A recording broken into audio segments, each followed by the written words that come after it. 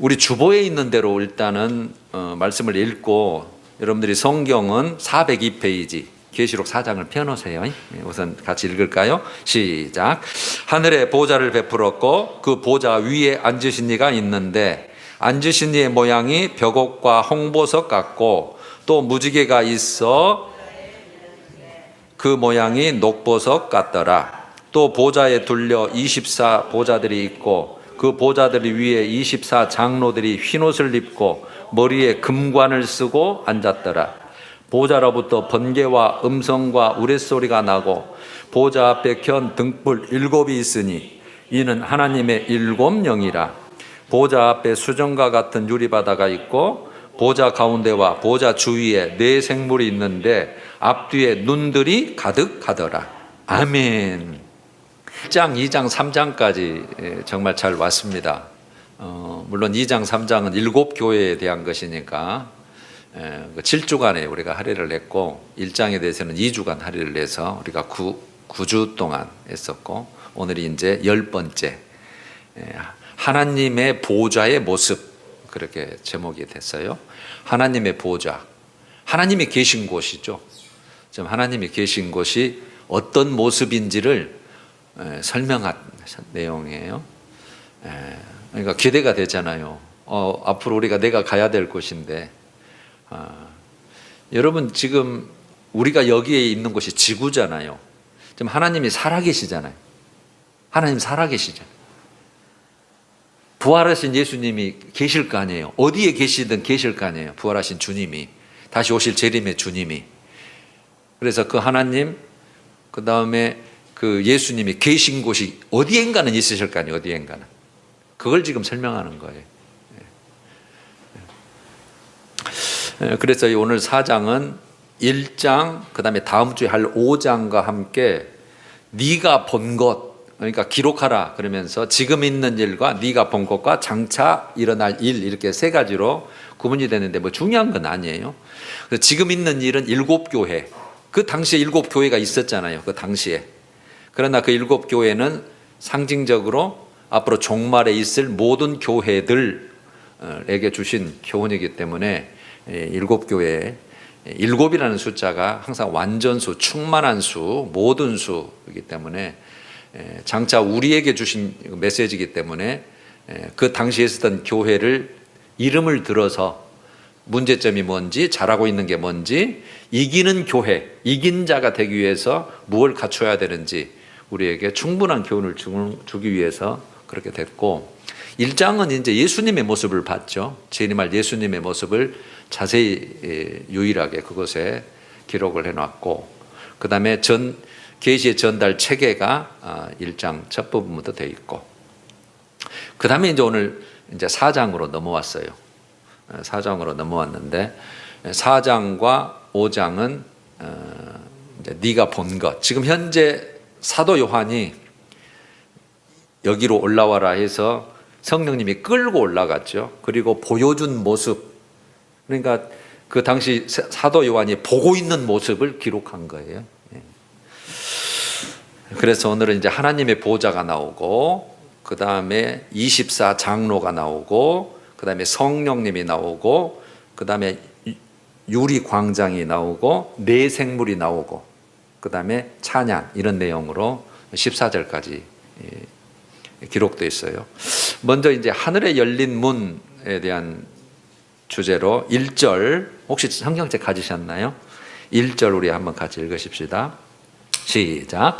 2일 후에 내가 보니 하늘에 열린 문이 있는데 내가 들은 바 처음에 내게 말하던 나팔소리 같은 그 음성이 가로되 이리로 올라오라. 이 후에 마땅히 일어날 일을 내가 네게 보이리라 하시더라. 2일 후에, 지금 4장이니까 2일 후에는 2장과 3장의 계시 후에라는 뜻이겠죠. 그래서 2일 후에라는 표현은 새로운 다른 계시를 주는, 또 이제 받는 그런 상태를 할 때 2일 후에, 그래서 새로운 계시가 이제 또 새로운 어떤 모습들을 지금 이제 소개하고 알려주는 글을 할 때 표현하는 문장이에요. 그래서 7 교회는 당시 아시아 지역 교회 것이 실제였고, 이 일곱 교회는 종말에 존재하는 모든 하나님의 교회, 예수를 믿는 교회들이 대상이다라는 거 우리가 충분히 이제 들었죠. 그 목적은 종말 교회들에게 일어날 숨겨진 비밀들, 일어날 일들. 그래서 비밀이라 그런 말이죠. 일곱 교회의 비밀, 일곱 금초대의 비밀. 지금은 우리 모르죠. 누가 금초대가 될지, 음료교회가 될지, 누가 쓰임받는 주의 종이 될지, 버림받은 종이 될지 지금은 몰라요. 그러나 내용은 충분히 설명을 다 하고 있는 거죠. 그래서 정말 교회들에게 숨겨진 비밀들을 드러내 보이시고, 마지막에 모든 교회들이, 모든 성도들이 이기는 교회가 되도록 주신 것이 2장, 3장 계시여서 우리 입장으로 보면 2장, 3장 내용이 가장 중요해요. 그것 때문에 이 계시를 준 거니까. 나중에 어떤 일이 일어나는지 뭐 우리가 하는 게 아니잖아요. 그건 하나님께서 예수님께서 진행하시는 일이고, 우리는 저런 일이 맞다 하신다고 했다 그러면서 내가 할 일은 2장, 3장이라는 내용이죠. 내가 지켜야 돼. 뭘 지켜야 되는지. 뭐 간단했었죠. 인내로 믿음 지키는 거였죠. 인내함으로 끝까지 한결같이. 내가 보니 하늘에 열린 문이 있는데, 하늘에 열린 문, 그러니까 하늘로 들어가는 문, 하늘 보호자에 있는 거, 그것을 봐야 될 거 아니에요. 그러면 사도 요한이 거기 이끌려 갔으니까 거기를 들어가는 입구를 말하는 거죠. 하늘에 열린 문이 있는데. 그래서 여러분, 하늘문이 열렸다, 하나님이 복이 올 때도 하늘문을 여사, 하늘의 보고를 여사, 그렇게 많이 표현되어 있어요. 여러분, 보호자에서 축복과 은혜와 모든 것도 나가지만 거기에 또 뭐가 나간다 그랬죠? 심판과 징계와 환난도 나간다 그랬어요. 다 하나님의 보호자, 그러니까 생사화복의 주권자시기 때문에 맞아요, 그게. 그래서 하늘문이 있는데, 그럼 하늘문은 하나님이 계신 곳에서 들어가는 문이죠. 육신의 눈으로는 볼 수 있는 것이 아니에요. 우리가 아무리 망원경으로 본다 해서 보이는 게 아니에요. 그것을 유대인들은 3층 천 이렇게 돼 있어요. 여러분, 3층 천 셋째 하늘 그렇게 표현했는데, 그걸 사도 요한이 그렇게 표현을 했죠. 사도 요한이 유대인의 사고 방식은 하늘이 첫 번째 하늘, 두 번째 하늘, 세 번째 하늘로 이렇게 그들은 인식하고 있어요. 우리 지구를 중심으로, 사람이 사는 지구를 중심으로 우리 하늘 있잖아요. 비행기도 날아다니고, 그다음에 우주, 막 별, 우리가 갈 수는 없지만 그것을 첫째 하늘 그래요. 첫째 하늘. 그다음에 두 번째 하늘은 사탄이 영역, 사탄이 머무는 곳, 저 사탄의 영역이에요. 그래서 여러분, 하늘 전쟁이 나중에 나오죠. 사단과 용이 내쫓기는, 나중에 천사장한테 내쫓깁니다. 예수 재림 직전에. 그래서 하늘 영역. 그 다음에 이제 거기에 큰 이제 구렁텅이, 큰 구렁. 그래서 그 누가복음에 부자하고 나사로하고 그걸 표현하면서 큰 구렁이 있어. 경계선이 있는 거죠. 큰 구렁. 그래서 그 위에는 이제 하나님이 계시는 3층 천, 셋째 하늘. 그렇게 표현을 해요. 셋째 하늘. 이제 그 입구, 그래서 그 입구를 하늘문이 열렸다. 그렇게 하는 거죠. 그래서 이제 그들의 사고를 좀 책을 보면, 그 죽은 자, 음부에 갈 자가 거기 하늘문 바로 밑에 그 큰 구렁에 대기하고 있는 상태, 그렇게 봅니다. 우리에게는 뭐 중요한 게 아니에요. 하여튼 하늘문이 있다. 하나님의 보호자로 들어가는 문. 그래서 이리로 올라오라. 이후에 마땅히 일어날 일을 내가 네게 보이리라 하시더라. 마땅히 일어날 일, 반드시 일어나죠. 반드시. 속히 일어날 일, 마땅히 일어날 일, 장래 일어날 일, 장래 일어날 일, 이렇게 표현하는데, 요한은, 사도 요한은 몸이 있잖아요. 안 죽었으니까, 지금 밤모섬에 유배당하고 있으니까. 이게 몸은 땅에 그대로 있고 영계가 열려진 상태에서 그 천상의 세계로 이끌림 받은 상태예요. 이끌림 받은 상태. 그래서 장차 될 일을 보여주기 위한 일시적인 상황이죠. 일시적인 상황. 2절, 내가 곧 성령에 감동되었더니 보라 하늘의 보좌를 베풀었고 그 보좌 위에 앉으신 이가 있는데, 3절, 앉으신 이의 모양이 벽옥과 홍보석 같고 또 무지개가 있어 보좌에 둘렸는데 그 모양이 녹보석 같더라. 이렇게 됐어요. 내가 곧 성령에 감동되었다, 성령에 이끌렸다, 성령에 사로잡혔다. 그래서 지금 사도 요한이 계시록을 기록을 한 거죠. 예수 그리스도의 계시라. 그래서 다 성령으로 말미암아 일어난 일이다. 성령으로. 그래서 하늘의 보좌를 베풀었고 그 보좌 위에 앉으신 이가 있는데, 그 앉으신 이는 지금 하나님을 말하는 거죠. 보좌는 뭘 말해요? 가장 귀한 좌석이잖아요. 왕이 앉는 자리, 귀한 신분이 앉는 자리.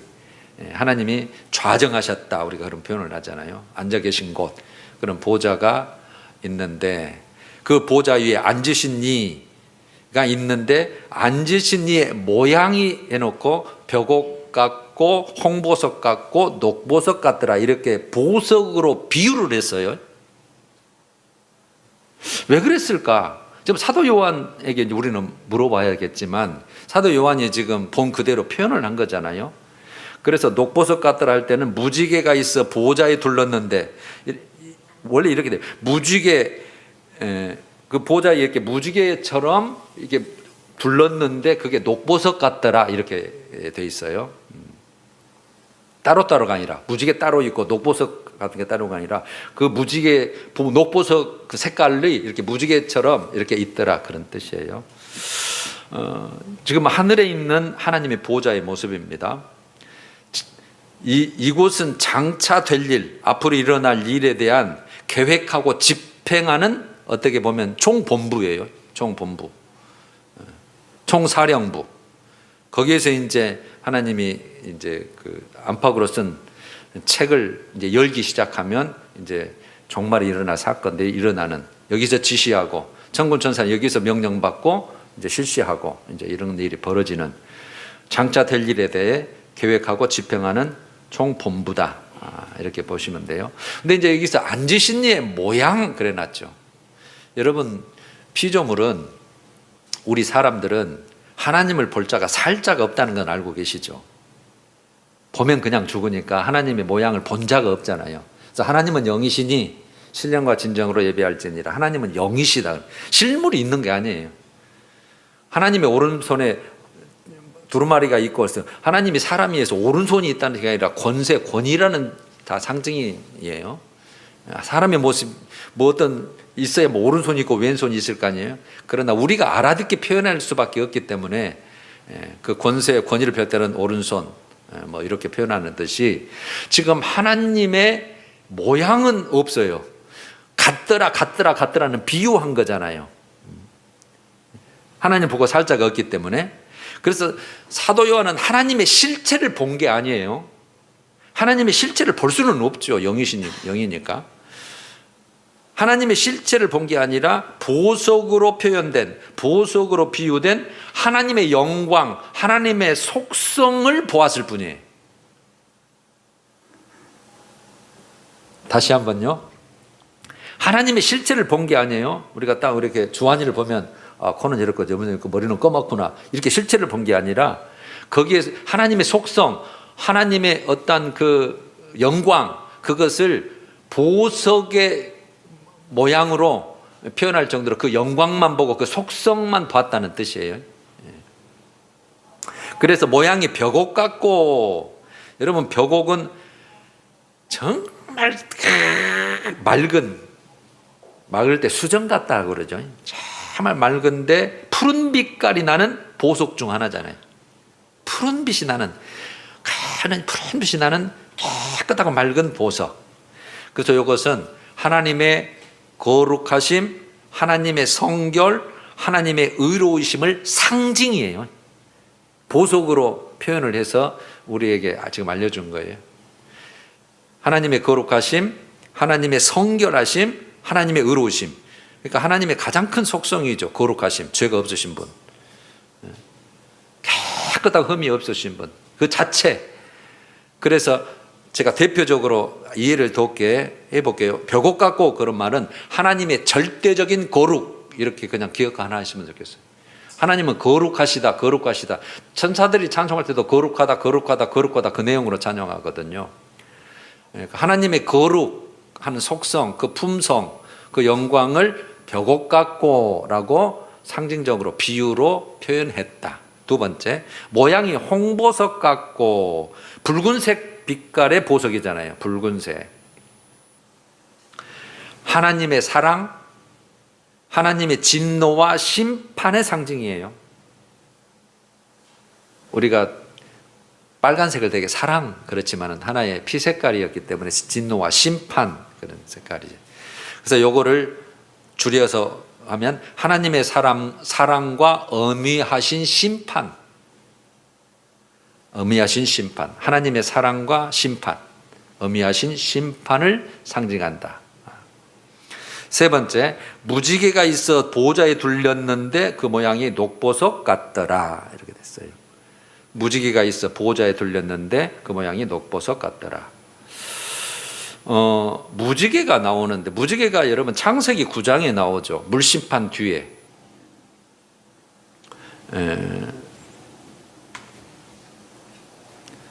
6장에서, 창세기 6장에서 8장까지는 이 땅을 물로 심판하는 내용이거든요. 이제 9장의 13절에 보면 다시는 물이 모든 육체를 멸하는 홍수가 되지 아니할지라, 그 영원한 언약으로 표징으로 무지개를 주셨다. 그렇게 표현을 쭉 나와요. 무지개를 주셨다. 그래서 지금도 우리가 무지개를 볼 수 있죠. 그 수증기 수분을 있어서 반사돼서 우리가 7색깔로 나타나잖아요. 그래서 무지개를 그때 주셨다. 그래서 무지개는 하나님의 언약, 하나님의 언약. 그러면 그 무지개와 같은 녹보석 같다고 표현을 했잖아요. 심판 후에 노아에게 주셨는 그 언약의 증거라 그랬어요. 증거로 내가 준다. 다시는 물심판하지 않는다는 뜻이죠. 그래서 앞으로는 이제 불심판이 남은 거예요. 베드로서도 그렇게 표현을 하죠. 그 다음에 하나님이 또 새 언약을 우리에게 주셨죠. 예수 그리스도의 피를 통해서 새 언약. 마태복음 26장 27절. 이것은 죄사함을 얻게 하려고 많은 사람을 위하여 흘리는 바 나의 피, 곧 언약의 피니라. 그것도 언약이라는 표현을 쓰죠. 그래서 하나님 보좌에 녹보색 같은, 녹속의 석으로와 같은 무지개 형상이 있다. 그 말은 하나님의 자비, 하나님의 은혜, 하나님의 생명, 녹색. 그러니까 우리에게 생명을 주시려고 예수 보혈의 피, 그다음에 새 언약 주신 거잖아요. 그래서 요거를 한마디로 요약을 하면 하나님의 생명의 언약, 생명이죠. 녹색, 하나님의 생명의 언약. 세 가지예요. 하나님의 절대적인 거룩, 하나님의 사랑과 엄미하신 심판, 하나님의 생명의 언약. 그 하나님의 속성과 하나님의 영광을 사도 요한이 본 것을 보석에 비유해서 우리에게 설명한 거예요. 그 다음에 4절. 또 보좌에 둘려 24 보좌들이 있고 그 보좌들 위에 24 장로들이 흰 옷을 입고 머리에 금관, 이 앞번성이요. 면류관을 이제 관으로 바꿨죠. 금관을 쓰고 앉았더라. 이제 금관을 쓰고, 금관, 왕적인 지위의 관이죠. 자, 여기서 이제 24 장로들이 나오는데 이게 누구냐는 거죠. 대체 누구냐? 해답은 여러분 누구도 정확히 설명할 수 없어요. 왜냐하면 성경이 분명한 해석이 없기 때문에 그래요. 좀 사도 요한이 본 모습을 우리가 소개를 받았을 뿐이지 진짜 이게 누구냐? 그런데 성경 전체의 맥을 따라서 해석해 본다면 세 가지로 해석이 돼요. 첫 번째, 24 장로는 신약, 구약, 구원받은 모든 성도들을 상징할 것이다. 대표할 것이다. 신약, 구약. 그래서 구약의 12지파, 신약의 12사도. 그래서 12, 12 합해서 24. 이 합한 숫자인데 그 장로라면은 교인들의 되게 대표로 이렇게 뽑잖아요. 그래서 모든 구원받은 성도들의 총괄적인 상징이다. 그렇게 보는 게 첫 번째. 그게 가장 많아요. 그렇게 보는 게. 한 60, 70% 그렇게 보죠. 두 번째. 장자들의 총회에서 선발된 천국 교회들의 장로들이다. 우리 지상의 교회 장로들이 계시듯이 천국 교회의 장로들이다. 요거는 여러분 히브리서 12장 23절에 이 표현이 나오죠. 히브리서 제가 읽을게요. 12장 23절에 보면 22절부터 보면 그러나 너희가 이룬 것은, 우리가 앞으로 갈 곳에 대해서 설명을 해주는 거예요. 너희가 이룬 것은, 갈 곳은 시온산과, 시온산, 살아계신 하나님의 도성인 하늘의 예루살렘과, 그래서 새 예루살렘 성, 예루살렘 성, 하늘의 예루살렘이에요. 하늘, 하나님의 도성인 하늘의 예루살렘과 천만 천사와, 천천만만의 천사와, 그 다음에 23절 하늘에 기록된 장자들의 모임과, 이렇게 됐잖아요. 예전 이 앞번 성경 총회라 그렇게 되죠. 모임을 총회라 그러니까 하늘에 기록된 장자들의 총회와, 그 다음에 교회와 만만의 심판자이신 하나님과 및 온전하게 된 의인들의 영들과, 이렇게 기록이 되거든요. 그러니까 정말 어려운, 우리가 안 가봤으니까 이렇게 표현되어 있는데,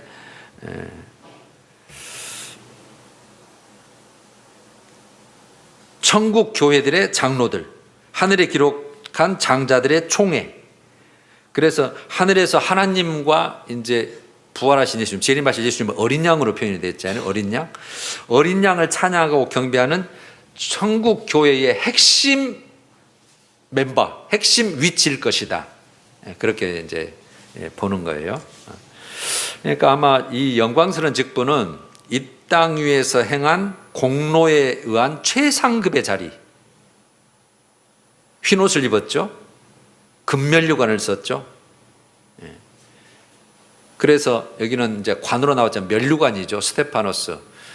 그것은 왕적인 지위를 주님께서 수여하고 인정해 주는 그런 관. 이것은 충성된 성도에게 주는 상급이에요. 충성된 성도에게 주는 상급. 성경은 꼭 세 가지로 해야 돼요. 행위대로, 일한 대로, 심은 대로. 여러분, 그래서 우리의 어떻게 사는가가 정말 중요해요.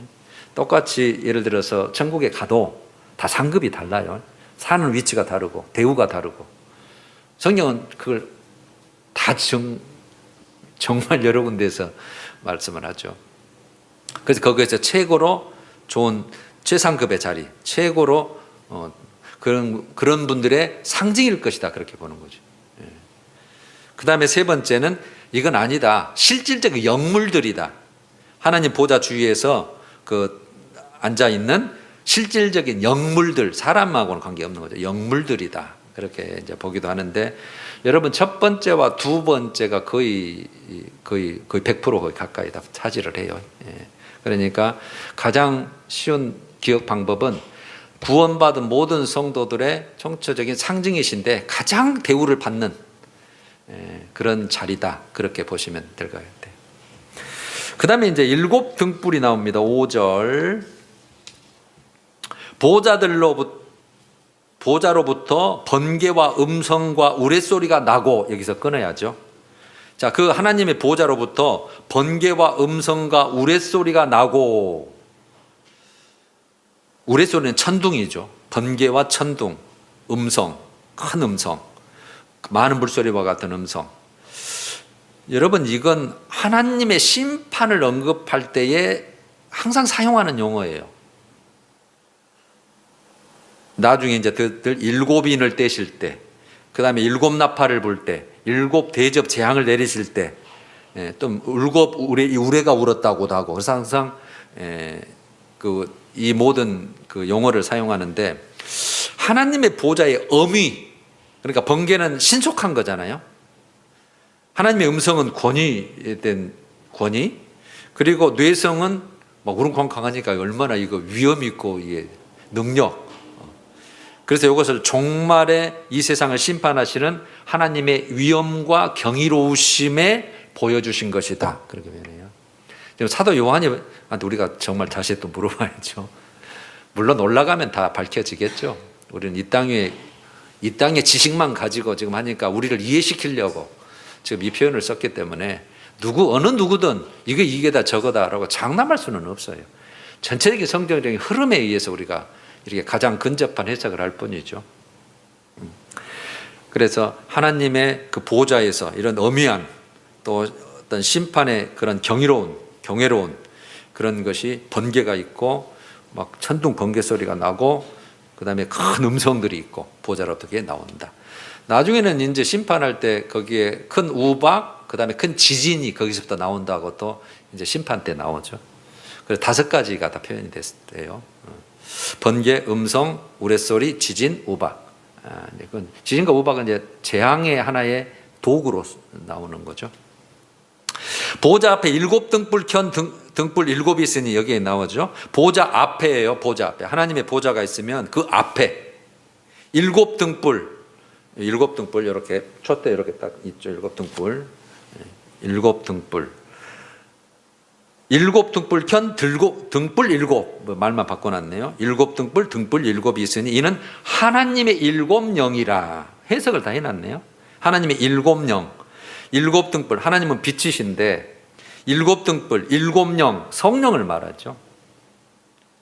그래서 7이란 것은 7교회 7나팔 7인 7대접 7수는 하나님의 완전한 수라 그랬어요.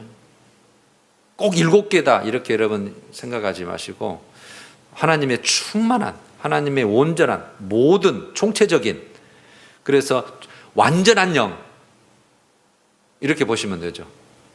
우리에게는 성령이라고 표현하잖아요. 근데 계시록에서 7영이라고 표현을 해요. 우리 성령으로 인쳤다 그러잖아요. 우리 이거는 성령. 근데 그걸 또 하나님의 영이라고 표현하는데 하나님의 영이다는 예수님도 하나님의 영을 인이 있다 그렇게 이제 표현을 해요. 여러분 제가 어려운 거 하면 안 되죠.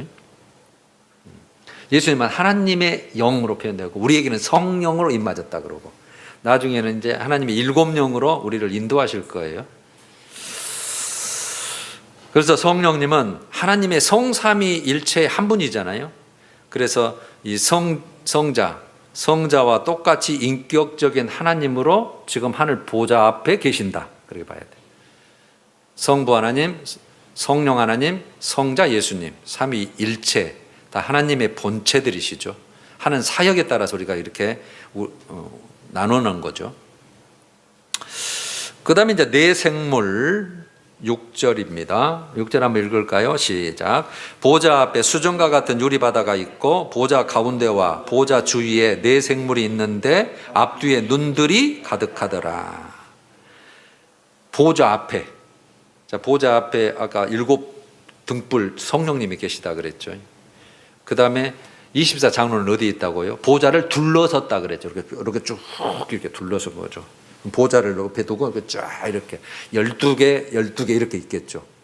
그래서 거기에 각 장로들이 앉아서 금관을 쓰고 흰옷을 입고 있고 하나님 보좌는 하나님의 모양은 벽옥과 같고 홍보석 같고 무지와 같은 녹보석 같더라.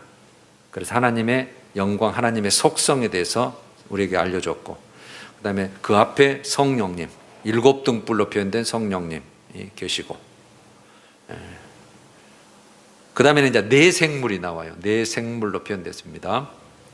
보좌 앞에 수정과 같은 유리 바다가 있고 이제 여기서 끊어야죠. 그 앞에는 그 바닥이 정말 맑고 맑은 제일 맑고 맑을 때 수정 같다 그래요. 그 유리 바다와 바다 같은 게 쫙 있어요. 바다 같은 게 있다. 물론 여러분 이 보좌 앞에 수정과 같은 유리바다 물론 저 뒤쪽에 또 불이 섞인 유리바다라는 또 표현이 하나 나오긴 나와요. 불이 섞인 유리바다. 그래서 15장에 나오는데 그러나 구약 개념을 잠깐 소개를 하자면 솔로몬 성전의 물두멍을 바다라고 그랬어요. 노수로 큰 큰 그릇을 만드는데 4m 정도예요. 직경이 10규빗이라고 규정이 됐으니까. 열왕기상 7장 23절에 또 바다를 부어 만들었으니 그 직경이 10규빗이요 그 모양이 둥글며. 그러니까 그 성막에 보면 저처음에 번제단이 있잖아요. 번제단이 물두멍이라고 되어 있잖아요. 근데 솔로몬 성전에는 그걸 굉장히 크게 직경 10규빗이면 요게 한 규빗이니까 40에서 45cm가 규빗이니까 4.5m, 4m 정도 되는 거예요.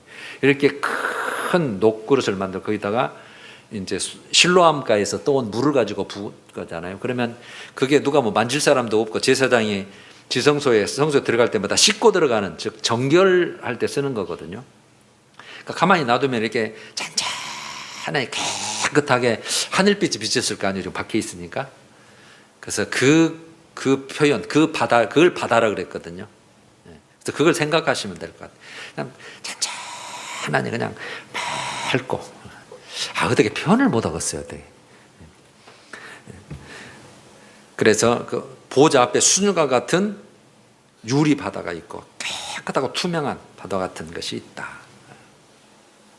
하여튼 좋은 거예요. 그 다음에 이제 보좌 가운데와 보좌 주위에 앞뒤라는 뜻이에요. 그러니까 이제 하나님 보좌를 삥 둘러서 네 생물이 나오는 거죠. 아주 이제 희한한, 여러분 처음 들어보는 게 나오죠. 네 생물이 있는데 앞뒤에 눈들이 가득하더라. 그 첫째 생물은 사자 같고, 둘째 생물은 송아지 같고, 그 셋째 생물은 얼굴이 사람 같고, 그 넷째 생물은 날아가는 독수리 같은데, 네 생물은 각각 6날개를 가졌고 그 안과 주위에는 눈들이 가득하더라. 천사장이죠. 천사들의 대표들, 천사들의 가장 우두머리들. 이것을 에스겔서는 아주 자세히 표현해 1장 5절과 10장 20절에 그룹들로 표현돼요. 그룹. 여러분들 그 성막에 우리 한번 가신 적 몇 번 있죠? 거기에 그 지성소에 가면은 천막에 하늘에도 그룹들이 수놓아졌고 앞에 법궤 뒤에도 수놓아졌고 그걸 말해요. 그룹들, 천사들. 그 다음에 법궤 위에도 그 천사들이 무릎 꿇고 날개를 펴고 있었잖아요. 양쪽에. 그래서 이 가운데가 그 우리 죄를 씻는 속죄소라 그러고, 그룹들, 천사장, 하나님을 보좌하고 하나님의 모든 명령을 수행하는 천사들의 가장 윗그룹이에요. 그래서 앞으로 이제 보시면 항상 여길 통해서 하나님의 명령이 나가요. 그 그룹 중에 하나가, 말하자면 네 생물 중에 하나가 7 천사에게 나팔을 주었다, 대접을 주었다. 그래서 이제 실시하러 나가는 거죠. 그러니까 질서가 있어요. 영계에도 전부 질서가 있습니다. 사단 마귀는 하나죠. 그 수하들이 있고 그러듯이. 그래서 하늘 보좌에서 성삼위 하나님을 제외하고는 그 지위가 가장 높은 영적 존재죠. 지위가 가장 높은 영적 존재다. 여러분 이 천사장이, 저 그룹들이 타락하기 이전에 사탄의 존재가 그들 중에 하나였던 것으로 봅니다. 지금 사탄이. 그 성경이 에스겔서 28장 13절 제가 찾아봐야겠네요. 1192페이지, 여러분 성경 있으면 1192페이지. 에스겔서 28장 13절. 1192페이지.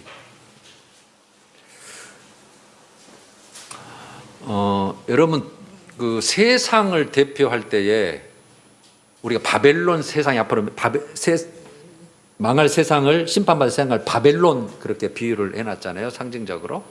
두로, 바벨론, 이것들이 전부 다 하나님의 심판의 대상으로 다 표현이 돼요. 그래서 두로 왕에 대한 심판을 얘기하면서 이 얘기를 끄집어내는 거예요. 13절에 28장 13절. 네가 옛적에 하나님의 동산 에덴에 있어서 각종 보석, 곧 홍보석과 황보석과 금강석과 황옥과 홍마노와 창옥과 청보석과 남보석과 홍옥과 황금으로 단장하였으며, 이게 얼마나 존귀하고 귀중한 존재였습니까? 네가 지음을 받던 날에 너를 위하여 소고와 비파가 준비되었도다. 지음 받던 날에 그런 찬양이 있었다는 것이죠. 14절. 너는 기름 부음을 받고, 그러니까 쓰임 받는, 하나님께 쓰임 받는 거죠. 기름 부음 받는 것은 기름 부음을 받고 지키는 그룹이며, 여기서 그룹이라는 얘기 나오죠. 지키는 그룹이며 내가 너를 세우매 네가 하나님의 성산에 있어서 불타는 돌들 사이에서 왕래하였도다. 네가 지음을 받던 날로부터 네 모든 길에 완전하더니 마침내 네게서 불의가 드러났도다. 이제 하나님의 배반하는 거죠. 이 배반하는 사건이 여러분이 잘 아시는 계명성이라는 말 들어봤죠. 이사야 14장 한번 찾아봐요. 984페이지 앞쪽으로 옵니다. 984페이지 이사야 14장 12절. 이사야 14장 12절 읽을게요. 너 아침의 아들 계명성이여. 여기는 바벨론은 멸망을 노래할 때 이걸 끄집어대요. 이 천사장을. 너 아침의 아들 계명성이여. 어찌 그리 하늘에서 떨어졌으며 너 열국을 엎은 자여 어찌 그리 땅에 지켰는고. 땅으로 내쫓김 당해줘. 천사장이 타락하자 이 땅에 내려 쫓긴 게 사단 마귀에 이제 보는 거죠. 네가 네 마음에 이르기를 내가 하늘에 올라 하나님의 뭇별 위에 내 자리를 높이리라. 내가 북극 지폐의 산 위에 앉으리라. 가장 높은 구름에 올라가 지극히 높은 이와 같아지리라 하는도다. 그러나 이제 네가 스올 곧 구덩이 맨 밑에 떨어짐을 당하리로다. 제가 너무 자세히 어렵게 해드리는가 싶네요. 괜히 끄집어내가지고 그냥 이해만 하시면 될 텐데. 그래서 예전에 그 사탄의 존재가 그룹 중에 하나였던 것으로 성경은 봐요. 그래서 여기서는 이제 사자 같고 송아지 같고 사람 같고 독수리 같고 이런 표현은 하나님의 보좌에서 일하는 그 천사장 사역을 상징적으로 보는 거예요. 사역을 하는 일을 어떻게 한 일을 하느냐 이게. 어떻게 하나님의 심부름을 하고 보좌하고 수종 들고 하나님의 명령하신 일을 집행하느냐. 사자 같다 용맹스럽게, 송아지 같다 성실하게. 하나의 짐승의 지금 그 특징이죠. 사람 지혜롭게, 독수리 신속하게. 그러니까 하나님의 명령이 떨어지면 성실하고 신속하고 지혜롭게 그대로 하나님 말대로 보는 것을 실시하고 명령하는 그 사역의 속성을 아까 하나님의 영광과 속성을 보석으로 표현했듯이 이렇게 짐승의 모습으로 지금 사도 요한이 본 거예요. 본 것을 그대로 표현한 거니까 우리는 뭐 왜 그랬냐고 말할 필요가 없죠. 그냥 그런 속성을 얘기했을 것이다 라고 보는 거예요. 네 생물은 각각 6날개를 가졌고 신속하죠. 날개를 가졌고 그 안과 주위에는 눈들이 가득하더라. 무한한 영적 지식과 통찰력. 항상 눈이 불꽃 같고 예수님도 그렇게 표현됐죠. 눈이 불꽃 같고 눈이 진짜 불같이 생긴 게 아니라 통찰력. 모든 걸 알고 계신다. 보고 계신다는 의미였잖아요. 이 천사장도 무한한 영적 지식과 통찰력을 가진 그런 특성을 설명한 거예요. 자, 이제 그래 놓고 이제 8절 하반절부터 이제 찬양이 시작됩니다. 지금 이제 하늘의 보호자 모습은 다 이제 설명이 됐어요. 그들이 밤낮 쉬지 않고, 그들은 누구죠? 네 생물이죠. 네 생물이 밤낮 쉬지 않고 이르기를 거룩하다 거룩하다 거룩하다 주 하나님 곧 전능하신 이여 전에도 계셨고 이제도 계시고 장차 오실 이시라 하고 그 생물들이 보좌에 앉으사 세세토록 살아계시는 이에게 영광과 존귀와 감사를 돌릴 때에, 그러니까 네 생물이 하나님 보좌가 주위에서 이렇게 막 찬양하는 거예요. 그런데 10절에 24장로들이 그 주위에 이제 이렇게 24장로들이 앉아 계시잖아요. 24장로들이 보좌에 앉으신 이 앞에 엎드렸어요. 앉아 있다가 이 찬양을 네 생물이 부르니까 엎드렸습니다. 세세토록 살아계시는 이에게 경배할 것이고 자기의 관, 아까 금면류관 쓰고 있다가 이것을 보좌 앞에 드리며, 그러니까 굉장히 황공무지로소이다. 정말 이런 내가 이 복을 누리고 영광을 누리고 이런 의미의 그 관이 이건 마땅히 주님 덕입니다 하는 식으로 내려보면서 엎드리고 경배하는데요. 관을 보호자 앞에 드리며 이르되 우리 주 하나님이여 영광과 존귀와 권능을 받으시는 것이 합당하오니 주께서 만물을 지으신지라 만물이 주의 뜻대로 있었고 또 지으심을 받았나이다 하더라. 할 것이다 이렇게 이제 원어는 그렇게 돼요. 앞으로 할 것이다. 그러니까 앞으로 우리가 그런 자리가 만들어지면 그분들이 이렇게 내 생물은 지금 존재하고 있으니까 그렇게 할 것이다. 그렇게 됐습니다. 여러분 지금 24장로들과 네 생물들이 하나님 보좌에서 가장 핵심적인 일에 대하여 지금 말하는 거죠. 내 생물들이 성삼위 하나님께 올리는 하늘의 찬양으로 밤낮 쉬지 않고 계속하고 있고, 여기에 24장로들도 하나님 앞에 엎드려서 자신들의 면류관을 하나님 앞에 보좌 앞에 던지며 경배하는 모습, 찬양하는 모습. 그래서 하늘에서 영적 피조물들이 하는 일들은 찬양하는 일이에요. 예배는 없어요. 그 자체가 이 땅에서 예배를 드리는 거지, 거기는 찬양하는 일밖에는 없어요. 찬양으로 하나님께 영광 돌리는 거죠. 그러니까 영광 돌리는 일 중에 가장 합당한 방법이 하나님께 찬양하는 거죠. 그래서 우리 찬양이야말로 하나님을 가장 영화롭게 하는, 가장 기쁘게 해드리는 제물이다. 그래서 찬송의 제물, 그렇게 히브리서 13장은 그렇게 표현되죠. 그러면 여러분, 우리가 부르고 있는 찬송은 이 땅에서 부르고 그치는 것이 아니라 장차 하나님 나라에 올라가서도 계속하여 부른다는 사실입니다. 그래서 찬양이 그렇게도 소중해요. 기도는 내 욕심대로 내 뜻대로 할 수가 있으니까 주님이 응답을 안 하시겠지만, 찬양은 무조건 하나님 높여드리는 거잖아요. 칭찬하는 거, 감사드리는 거, 존귀함을 드리는 것이기 때문에 다 그게 올라가죠. 자, 여러분 이제 맞춰보죠. 오늘 4장에서 하나님의 보좌의 모습을 봤습니다. 요걸 요 말씀을 그림으로 그려놓은 게 또 있어요. 계시록을 전체. 그걸 보면 이해가 빨리 쉬울 거예요. 제가 다 그걸 가지고 있거든요. 인터넷에 있어요. 인터넷에 보면 하늘 보좌의 모습이나 앞으로 나올 모든 그 내용들을 그림으로, 자기들도 이 그림을 보고 영감을 얻어서 하는 건데, 하나님 보좌가 있습니다. 하나님 어떻게 형상이 생겼는가는 없습니다. 영이시기 때문에.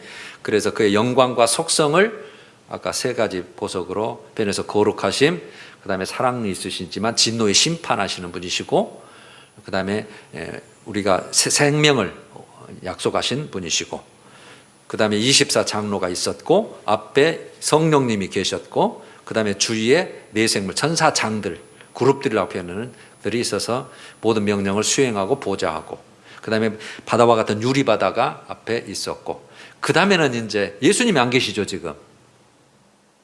5장에 나옵니다. 다음 주에. 그 다음에 그러면 천천만만 천사는 어디가 있을까요? 바로 24장로 바로 이 네 생물 바로 뒤쪽에 수만만 천사가 또 등장을 해요. 이제 5장에. 야, 그래서 정말 기가 막힌 경외로운 모습을 사도 요한이 보고 지금 우리에게 소개를 한 거죠.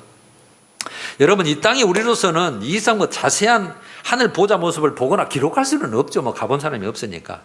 근데 바울도 고린도 후서 12장 4절에 바울도 셋째 하늘에 갔다 왔다고 말을 하거든요.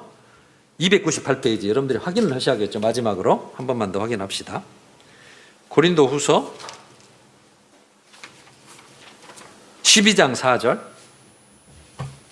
2절부터 보네요. 298페이지 볼게요. 바울이 고백한 거니까. 2절, 내가 셋째 하늘에 이끌려 간지라. 셋째 하늘로 나오잖아요. 셋째 하늘, 하나님 보좌가 있는 곳. 둘째 하늘은 사탄이 있는 곳으로 그들은 인식이 되어 있으니까. 3절, 내가 몸 안에 있었는지 몸 밖에 있었는지 자기도 모르는, 그러니까 이끌려서 자기도 이제 영계가 열려서 하늘문이 열려서 본 거죠. 나는 모르거니와 하나님을 아시느라 해놓고 4절에 낙원으로 이끌려가서, 낙원으로 표현을 해놨어요. 낙원으로. 우리 해석은 낙원으로 이끌려가서 말로 표현할 수 없는 말을 들었으니, 말로 표현할 수 없는 말을 들었으니 사람이 가히 이해하지 못할 말이로다, 이렇게 되거든요. 이르지 못할 말이로다. 그러니까 낙원으로 이끌려가서 말할 수 없는 말을 듣고 영광을 보았지만 사람이 가히 이르지 못할 말이로다라는 말로 더 이상 언급을 안 해요. 설명해봐야 우리가 이해를 못할 것 같아서 그랬는지, 더 이상 하나님이 그만해라, 그거 기록하지 마라 그랬는지. 그래서 우리들은 하늘에 말할 수 없는 영광을 우리도 바라보겠죠. 그러니까 지금 있어요. 우리가 이 땅에 있듯이 하나님이 살아계시고 부활하신 예수님 어디 계실 거 아니에요. 계셔요. 그것을 지금 설명한 거예요. 그래서 여러분, 오늘 이것은 사도 요한이 본 것이기 때문에 사도 요한이 보고 우리를 이해시키기 위해서 기록하라 그러니까 지금 그렇게 했으니까 이게 상징이 됐든 문자적이 됐든 하여튼 우리가 깊숙이 들어갈 필요는 없지만 하늘 보좌는 있다. 천군도 있다, 천사장도 있다, 내생물의 전사장도 있다, 24보좌 장로, 구원받은 성도들이 최상급의 자리도 있다. 그 다음에 천준 마음은 천군성가 있고, 다음 장에 이제 어린 양이라고 하는 예수님이 나와요. 찬양하십시다.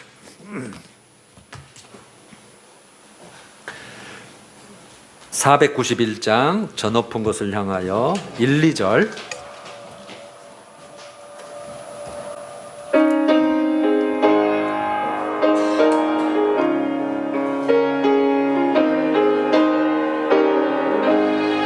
저 높은 곳을 향하여 날마다 나아갑니다.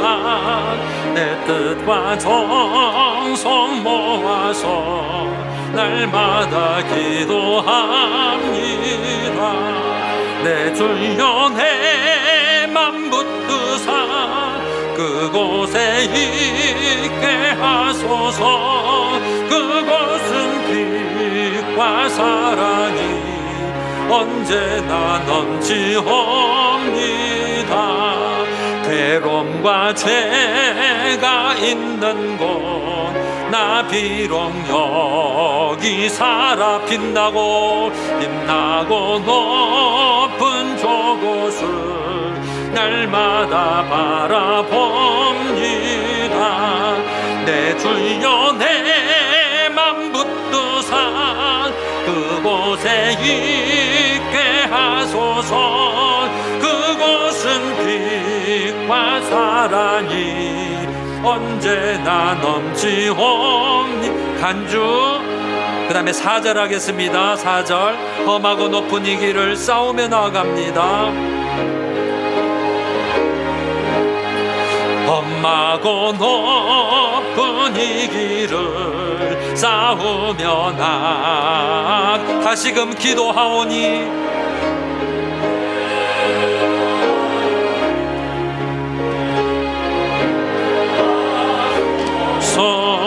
내 주여 내 맘 붙드사 그곳에 있게 하소서. 그곳은 빛과 사랑이 언제나 넘치오. 내 주를 따라 올라가 내 주를 따라 저 높은 곳에 우뚝 서 저 높은 곳에 우뚝 서 영원한 복락 누리며 즐거운 노래 부르리. 내 주여 내 맘 붙드사 그곳에 있게 하소서. 그곳은 빛과 사랑이 언제나 넘치옵니다.